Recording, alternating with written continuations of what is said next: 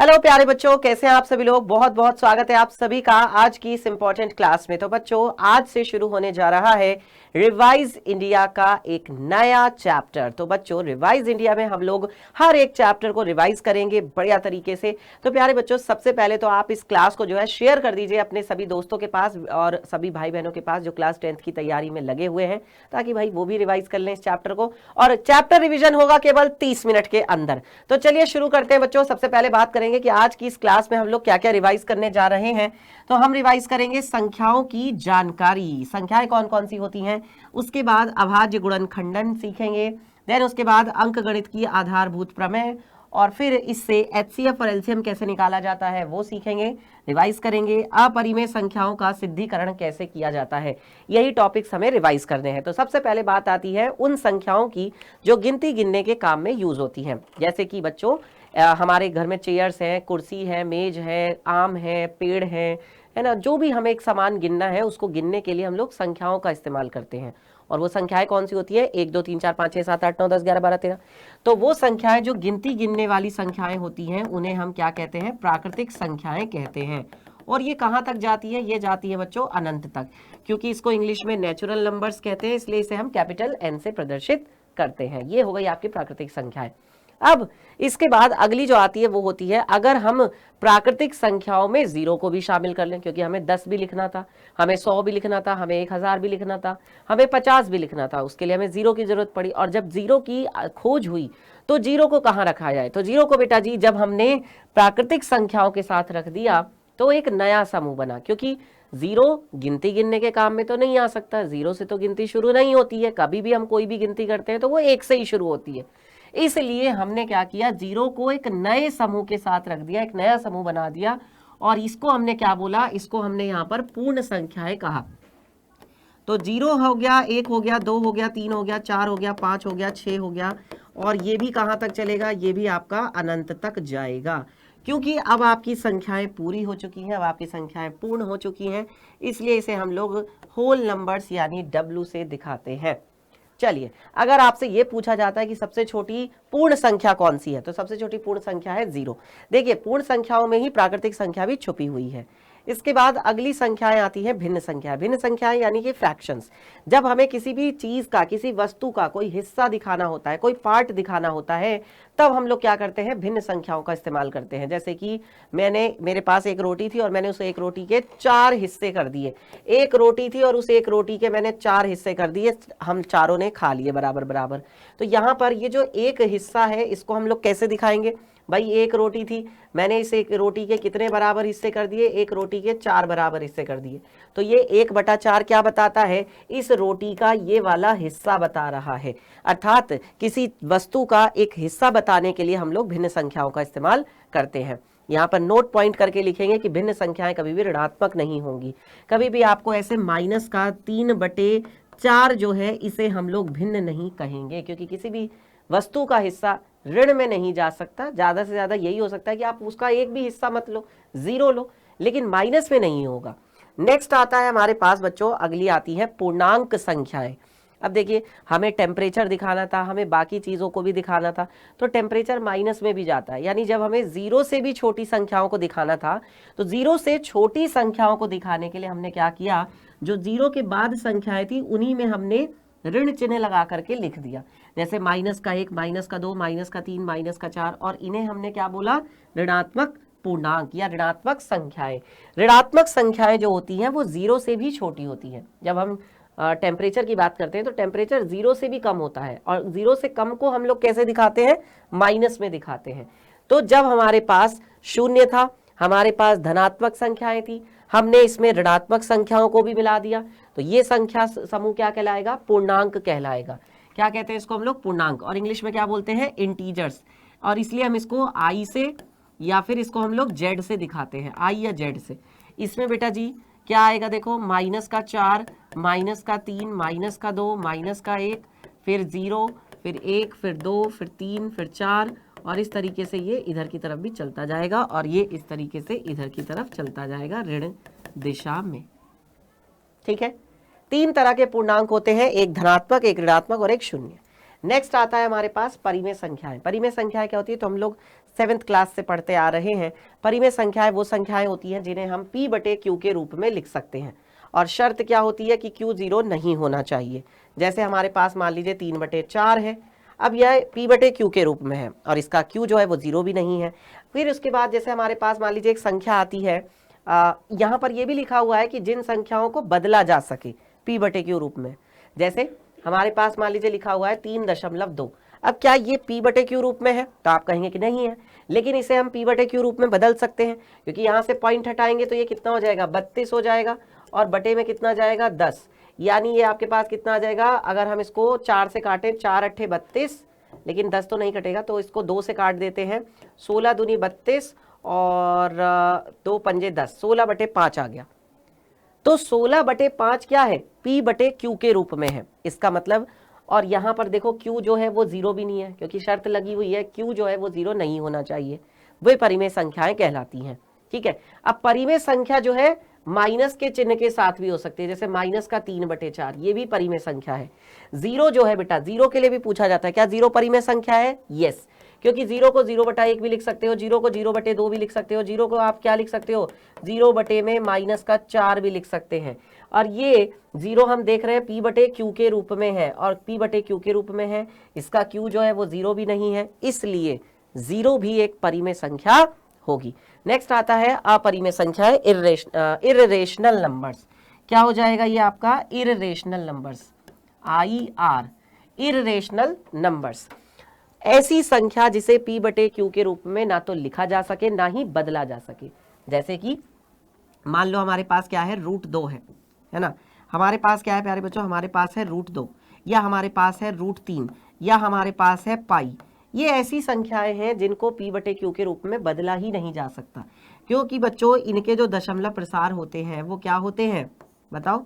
जैसे मैं पाई का मान बोलूं, पाई का मान क्या होता है, पाई का मान 3.1415926535, और क्या ये यहीं तक रहता है, इसके बाद भी चलता जाता है। कहाँ तक चलता जाता है, ये अनंत तक चलता जाता है, इसलिए हम इसे भी नहीं कह सकते कि ये परिमेय संख्या है या ये, हाँ, इसीलिए हम इसको p बटे q के रूप में नहीं बदल सकते, क्योंकि जब हमें यही नहीं पता कि दशमलव के बाद कितनी 0 है, तो हम पॉइंट हटा के कितनी 0 लगाएंगे बटे में, नहीं पता ना कितने अंक है पॉइंट के बाद। तो इसलिए बच्चों ये भी ध्यान रखें, ये क्वेश्चन पूछा भी जाता है, पाई कैसी संख्या है, तो पाई भी बेटा एक अपरिमेय संख्या है। जबकि बहुत सारे बच्चों को कन्फ्यूजन ये होता है कि सर हम तो पाई का जो मान है वो 22/7 लेते हैं, तो फिर तो पाई जो है परिमेय संख्या होनी चाहिए, क्योंकि 22/7 तो p बटे q के रूप में है। जबकि बेटा पाई का वास्तविक मान 22/7 के बराबर नहीं होता, ये तो हम कैलकुलेशन करने के लिए ले लेते हैं। पाई की जो एग्जैक्ट वैल्यू है वो 22/7 के लगभग बराबर होती है। पाई का मान लगभग बराबर होता है किसके, 22/7 के, जबकि 22/7 कैसी संख्या है, 22/7 तो परिमेय संख्या है, और इसीलिए जो पाई है वो कैसी संख्या है, अपरिमेय संख्या है। ठीक है, तो क्वेश्चन आएगा, आया भी है, बोर्ड में पूछा भी गया है, तो आप आराम से बता सकते हैं। बेटा रिवीजन अच्छा हो रहा है, जल्दी से एक बार कमेंट करके बताएंगे फटाफट से, क्या सभी बच्चों का रिवीजन बढ़िया हो रहा है कि नहीं। चलो तो अगला टॉपिक देखते हैं। अब देखिए हमारे पास बेटा हमारा जो ये चैप्टर है वास्तविक संख्याएं, वास्तविक संख्याएं जो है बेटा जी, उसके अंदर 2 प्रकार की संख्याएं आती हैं, एक परिमेय संख्याएं आती हैं और एक अपरिमेय संख्याएं आती हैं। परिमेय संख्याओं के अंदर पूर्णांक आते हैं, पूर्णांक के अंदर आते हैं पूर्ण संख्याएं, और पूर्ण संख्याओं के अंदर आती हैं प्राकृतिक संख्याएं। जबकि अपरिमेय संख्याएं बिल्कुल अलग हैं। तो अगर हम एक थैला लेते हैं और इस थैले के अंदर सारी परिमेय संख्याओं को भर लेते हैं, सारी अपरिमेय संख्याओं को भर लेते हैं, तो इस थैले का नाम क्या देना चाहिए, इस थैले का नाम देना चाहिए वास्तविक संख्याएं। क्या नाम देना चाहिए इस थैले का, वास्तविक संख्याएं।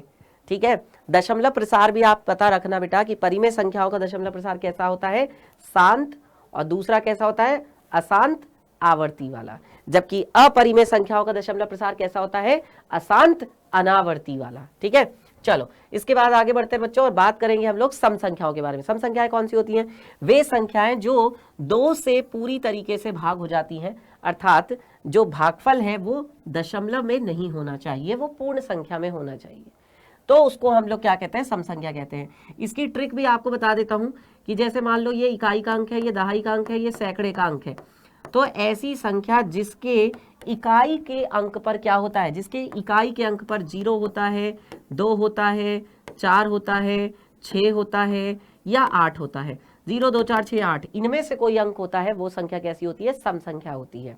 जैसे फॉर एग्जाम्पल मान लीजिए आपके पास क्या है, 4, 6, 8, 5, 2, ये इकाई का अंक क्या है, 2 है, ठीक है। या मान लो आपके पास क्या है, 9, 8, 7, 3 और 4, इसके इकाई का अंक क्या है, 2 है। तो ये संख्याएं कैसी हैं, सम संख्या है, ठीक है। इसके बाद आता है बेटा जी विषम संख्याएं, यानी वो संख्याएं जो ऑड हैं, यानी जो 2 से पूरी तरीके से भाग नहीं हो पाएंगी।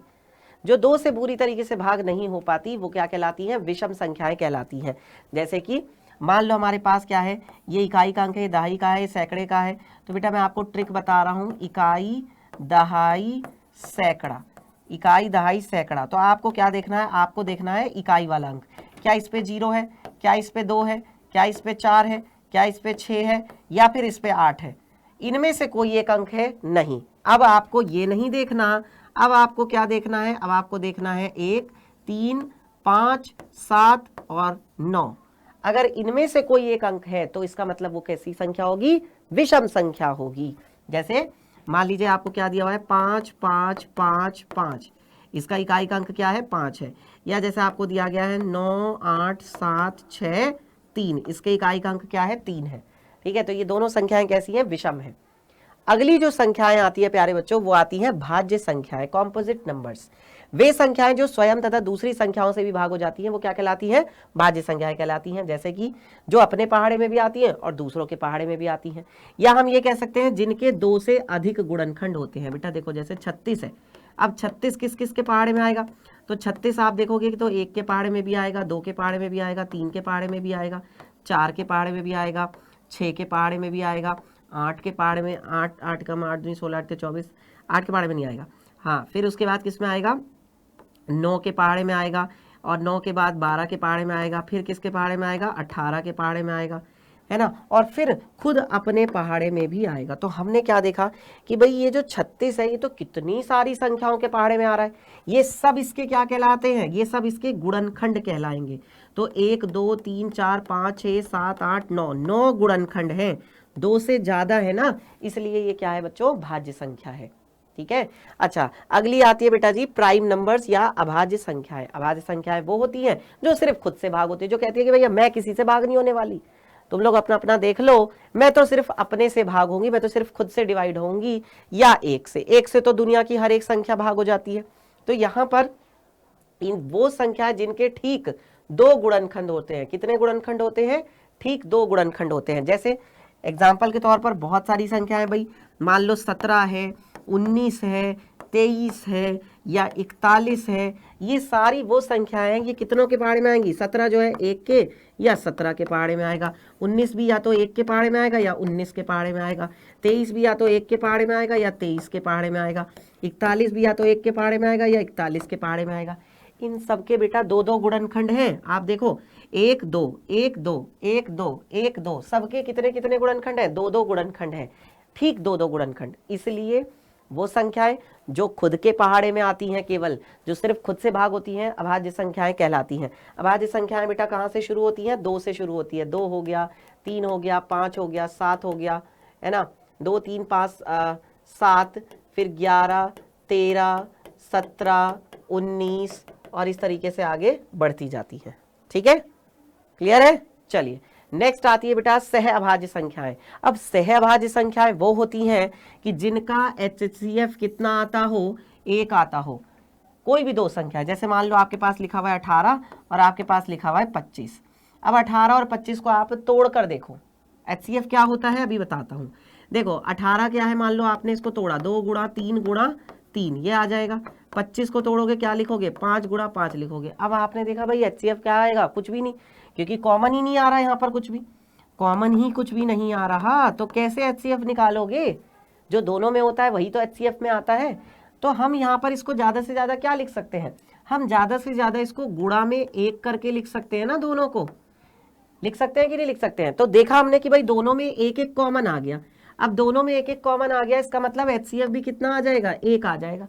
जो दोनों में होगा वो HCF में आएगा, केवल कॉमन होता है ना HCF, तो जो दोनों में है वो HCF में है। यानी ये दोनों जो संख्याएं हैं 18 और 25, ये दोनों कैसी हैं, सह अभाज्य संख्याएं हैं, को प्राइम नंबर्स। ये बेटा क्वेश्चन पूछा भी गया है बोर्ड के पेपर में। ठीक है, चलो आगे बढ़ते हैं बच्चों और बात करते हैं अंकगणित की आधारभूत प्रमेय। अंकगणित की आधारभूत प्रमेय क्या कहती है कि जब भी कोई भाज्य संख्या होती है तो उस भाज्य संख्या को हम अभाज्य संख्याओं के एक गुणनफल के रूप में व्यक्त कर सकते हैं, गुणनखंडित कर सकते हैं। और ये जो गुणनखंड होता है वो आने वाले क्रम के बिना अद्वितीय होता है। जैसे मान लो 6 है, 6 को हम कैसे लिख सकते हैं, 6 कैसी संख्या है, 6 एक भाज्य संख्या है, इसको हम लिख सकते हैं 2 तिया 6। या 6 को बेटा हम ये भी तो लिख सकते हैं ना 3 दूनी 6। अब देखो इनका क्रम ही तो बदला है, केवल 3 को इधर कर दिया, 2 को इधर कर दिया, तो हमने सिर्फ क्रम बदला, ऑर्डर चेंज किया। क्रम बदलने से क्या संख्याएं बदल गई? नहीं, संख्याएं तो अभी भी वही हैं भाई, पहले भी 2 और 3 था, अभी भी 2 और 3 है। तो वही ये यहाँ पर कह रहे हैं कि गुणनखंड नहीं बदलते हैं, सिर्फ क्रम बदल सकता है। तो क्रम बदल दो भले, क्रम के बिना बाकी सब क्या रहता है, वही रहता है। संख्याएं ऐसा नहीं है कि 6 जो है वो 5 के पहाड़े में आने लग जाएगा, 6 तब भी 2 और 3 के पहाड़े में ही आएगा। ये है। अब इसके बाद हम लोग एक इंपॉर्टेंट फार्मूले की बात करते हैं जिस पर क्वेश्चन बच्चों बहुत ज़्यादा पूछते हैं। मोस्ट इंपॉर्टेंट है ये कि कोई भी दो संख्याएं हैं, किन्हीं दो संख्याओं का गुणनफल उनके HCF उनके LCM की गुणा के बराबर होता है। आप इसे हिंदी में भी लिख सकते हैं, दो संख्याओं का गुणनफल, दो संख्याओं का गुणनफल किसके बराबर होता है ना, उनका जो मासा है, उनका जो लासा है, उसके गुणनफल के बराबर होता है। ये फॉर्मूला है बेटा, इस पर क्वेश्चन 100% आपके पेपर में आएगा ही आएगा। चलिए अब आगे बढ़ते हैं और बात करते हैं, हमारा जो लास्ट टॉपिक है इस चैप्टर का वो है अपरिमेय संख्याओं का सिद्धिकरण। अपरिमेय संख्याओं को कैसे सिद्ध करना होता है, देखो बेटा यहाँ पर आपको लिखा हुआ है, जैसे सिद्ध कीजिए कि √2 एक अपरिमेय संख्या। हम तो जानते हैं कि √2 एक अपरिमेय संख्या है, लेकिन इसको सिद्ध कैसे करें? तो इसको सिद्ध करने के लिए हम लोग क्या करते हैं, इसको सिद्ध करने के लिए हम यहाँ पर मान लेते हैं, माना क्या माना, √2 एक विरोधाभास के द्वारा सिद्ध करेंगे। माना √2 एक कैसी संख्या है, परिमेय संख्या है। अब जब ये एक √2 परिमेय संख्या है तो बेटा ये क्वेश्चन फिक्स है, पेपर में ये क्वेश्चन आएगा ही आएगा, फिक्स है बेटा, ये क्वेश्चन आना है पेपर में, है ना। और कितने नंबर में आना है, 2 नंबर में आना है, ये भी फिक्स है। ठीक है, तो बच्चों देखो यहाँ पर क्या बोला जा रहा है कि माना √2 एक परिमेय संख्या है। जो परिमेय संख्याएं होती हैं उन्हें हम P/Q के रूप में लिख सकते हैं, लिख सकते हैं कि नहीं। तो हमने क्या किया, हमने √2 को P/Q के रूप में लिख दिया, क्योंकि ये परिमेय संख्या है ना। और यहाँ पर जो P और Q होते हैं, P और Q कैसी संख्याएं होती हैं, P और Q सह अभाज्य है। P और Q क्या है, सह अभाज्य है, मतलब ये दोनों का HCF कितना आएगा, 1 आएगा। ध्यान रखना, अभी पढ़ा है सहभाज्य संख्याएं कौन सी होती हैं, सहभाज्य संख्याएं वो होती हैं जिनका HCF 1 आता है, अभी पढ़ा है, देख लो। ठीक है, तो बच्चों यहां से क्या होगा, अब देखो ये आपके पास क्या हो जाएगा, ध्यान दो कि इसका हम क्या करेंगे, वर्ग करेंगे। हमने वर्ग कर दिया, वर्ग करने पर क्या आ जाएगा, देखो √2 का वर्ग करोगे, √2 का वर्ग हो जाएगा, और इधर कितना हो जाएगा, P² हो जाएगा, P²/Q², यानी ये हो जाएगा 2 और इधर आ जाएगा आपका P² मतलब ये कितना आ जाएगा यहाँ से, P² बराबर आ जाएगा 2 गुणा में Q²। यानी इसे हम कैसे लिख सकते हैं बच्चों, इसको हम ऐसे भी लिख सकते हैं कि जो P² है वो 2 से विभाज्य है। P² 2 से विभाज्य है, मतलब P भी 2 से विभाज्य है ना। तो यानी P जो है वो 2 के पहाड़े में आएगा, R बार में आएगा, मान लेते हैं कि R बार में आएगा, है ना। अब क्या हो जाएगा बेटा, 2 के पहाड़े में R बार में आ रहा है, इसका फिर से वर्ग कर देते हैं। वर्ग करने पर जब दोबारा वर्ग करेंगे तो क्या आ जाएगा यहाँ से बताओ, P² बराबर 2 दूनी 4 R²। अब देखो वो भी P² का मान है, ये भी P² का मान है, दोनों बराबर हो सकते हैं, तो 2q² बराबर 4r², यानी q² बराबर 2 दूनी 4r², मतलब q² जो है वो भी 2 से विभाज्य है। अगर q² 2 से विभाज्य है तो फिर क्या होगा, फिर तो q भी 2 से विभाज्य है, फिर तो q भी 2 से विभाज्य है। और अगर दोनों 2 से विभाज्य हो रहे हैं तो इसका मतलब HCF तो एक आएगा ही नहीं। समझ रहे हो क्या, HCF एक आएगा। फिर जब दोनों 2 के पहाड़े में आ रहे हैं तो इसका मतलब दोनों 2 से भाग हो रहे हैं, 2 का HCF 2 आएगा। यानी ये तो हमारी कल्पना के गलत हो गया, जो हमने माना था उसके क्या है, विपरीत है। तो यहाँ पे हम लिखेंगे जो कि हमारी कल्पना के विपरीत है, जो कि हमारी कल्पना के विपरीत है या विरुद्ध है, और इसलिए वही बात सिद्ध हो जाएगी, वही बात सच हो जाएगी कि √2 एक अपरिमेय संख्या है। खत्म। ठीक है प्यारे बच्चों, ऐसे करना है। और अब एक टॉपिक देखते हैं बेटा, वेरी वेरी इंपॉर्टेंट टॉपिक। और जो इंपॉर्टेंट टॉपिक क्या है मैं बता देता हूं, HCF और LCM। HCF और LCM निकालना, HCF LCM निकालने का तरीका क्या है। जैसे मान लो आपको कोई 2 संख्याएं दी जाती हैं, आपसे कहा जाता है कि 36 और आपसे बोला जाता है कि 36 और किसका, 36 और 24 का, है ना, 36 का और 24 का क्या निकालो, HCF और LCM निकालो। तो कैसे निकालोगे, तो बेटा सबसे पहले 36 के अभाज्य गुणनखंड करोगे आप, 2 से काटोगे इसको। देखो 2 से काटा तो 18 दूनी 36, फिर 2 से काटेंगे तो 9 दूनी 18, फिर 3 से काटेंगे तो 3 तिया 9, फिर 3 से काटेंगे तो 3 एकम 3, ये हो गया। अब 24 को काट के देखते हैं, तो 24 लिखा हमने यहाँ पर, और पहले इसको 2 से काटा, 2 एकम 2, 2 दूनी 4, 2 से काटा तो 2 छिक्का 12, फिर 2 से काटा तो 2 तिया 6, और फिर 3 से काटेंगे तो 3 एकम 3। जो अभाज्य संख्याएं हैं उनसे काटेंगे, ठीक है। और अभाज्य संख्याएं हमारे पास कौन कौन होती हैं, जैसे शुरुआत 2 से होती है, 2, 3, 5, 7, 11, 13, 17, 19, ये। तो पहले 2 से करके देखते हैं, अगर उससे नहीं होता तो 3 से देखते हैं, 3 से भी नहीं होगा तो 5 से देखेंगे, 5 से नहीं होगा तो 7 से देखेंगे, ये होता है तरीका। अब हमने देखा कि भाई 36 को हम क्या लिख सकते हैं, 36 को हम लिख सकते हैं 2 गुणा 2 गुणा 3 गुणा 3, और 24 को हम लोग क्या लिख सकते हैं, 24 को हम लोग लिख सकते हैं 2 गुणा 2 गुणा 2 गुणा 3। तो बेटा जो मासा होता है, या जिसे हम लोग HCF कहते हैं, मासा में क्या आता है, मासा या जिसे हम HCF कहते हैं, उसमें वो आता है जो केवल कॉमन होता है, जो केवल कॉमन होगा। तो केवल कॉमन यहाँ पर क्या है, देखो केवल कॉमन यहाँ पर क्या है, ये 2 है, फिर ये देखो ये दोनों में 2 है, ये एक बार 2 और आ गया, फिर क्या है, देखो यहाँ पर ये दोनों में 3 है तो एक बार 3 भी आ जाएगा, यानी 2 दूनी 4, 4 तिया कितना आ गया, ये आपके पास आ गया 12। ये तो आपका मासा हो जाएगा। इसी का ही अगर हमें लसा निकालना है, तो लसा या जिसे हम LCM कहते हैं, वो कैसे निकलेगा, कॉमन और बचा हुआ। पहले तो जो कॉमन है वो लिख दो, तो कॉमन क्या है यहाँ पे 12, पहले तो 12 लिख दिया, इसके बाद बचा हुआ क्या बच गया बेटा आपके पास, यहाँ पे ये देखो यहाँ पर बच जाता है आपके पास ये वाला 3 और ये वाला 2, यहाँ से 3 बच गया, यहाँ से ये 2 बच गया, यहाँ पे लिख देते हैं 3 बच गया है, 2 बच गया है, तो ये कितना हो जाएगा 12 गुणा 3 दूनी 6, यानी 12 छिंग कितना हो जाएगा 72। ये आपका लस आ गया।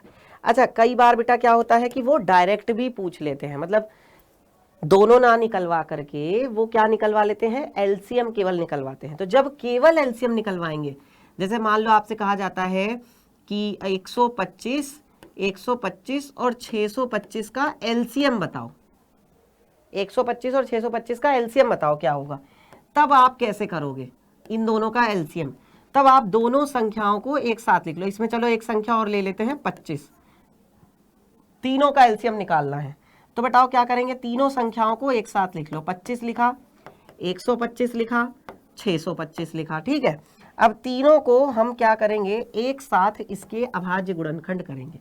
देखो यहाँ पे हमने क्या किया था, अलग अलग अभाज्य गुणनखंड किए थे, लेकिन जब LCM निकलवाया जाएगा, जब आपसे केवल सिर्फ LCM पूछते हैं, तो सिर्फ LCM निकालने के टाइम पर हम ऐसे भी कर सकते हैं, है ना।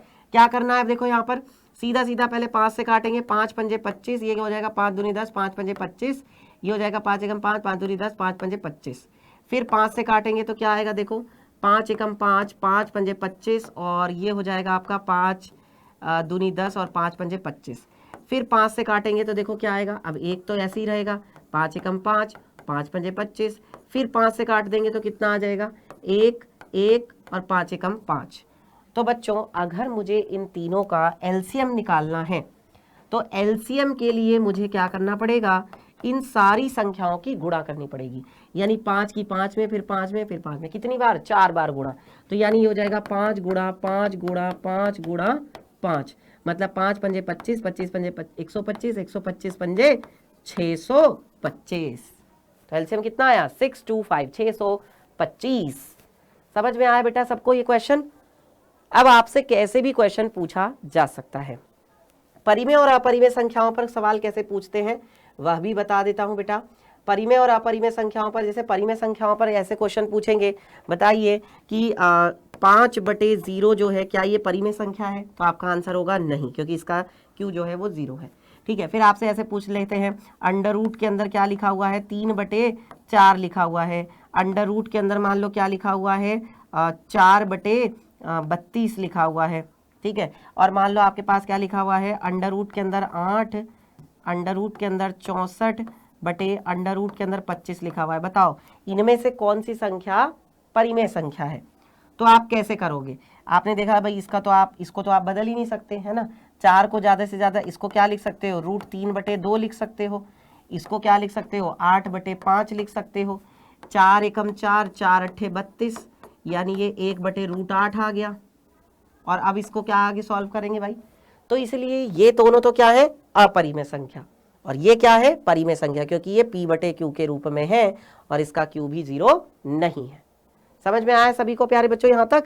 एक बार जल्दी से सभी बच्चे कमेंट करके बताएंगे कि सर बढ़िया समझ में आ रहा है, मजा आ रहा है, रिवीजन बढ़िया हो रहा है, कमेंट करके बता दो। अच्छा हो रहा है रिवीजन।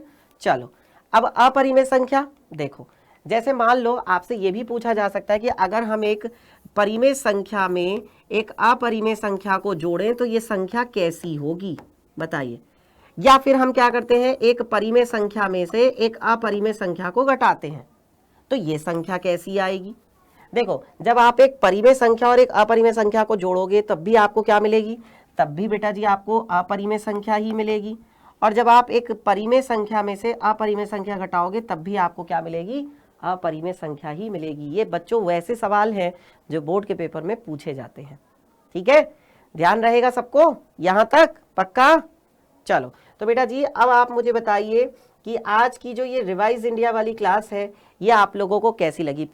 और हाँ ये भी मैं बता देता हूँ कि बेटा आगे आने वाले टाइम में ये तो पहला चैप्टर है, मैं आपको सेकंड, थर्ड, फोर्थ, फिफ्थ यानी चैप्टर वाइज हर चैप्टर का मैं आपको रिवीजन कराऊंगा, वो भी मात्र 30 मिनट के अंदर।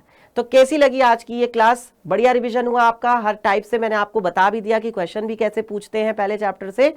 ठीक है, नेक्स्ट क्लास जो होगी उसमें हम लोग बहुपद वाले चैप्टर को रिवाइज करेंगे। अगर आज की ये क्लास आपकी बढ़िया लगी है, आपको मजा आया है, बढ़िया तरीके से रिवीजन हो गया है, तो बेटा जी लाइक करके मुझे कमेंट करके जरूर बताएं कि यस सर बढ़िया मजा आया, अच्छा रिवीजन हो गया हमारा, वो भी कम टाइम में। अमित सर के साथ डरने की क्या बात। मिलते हैं नेक्स्ट क्लास में।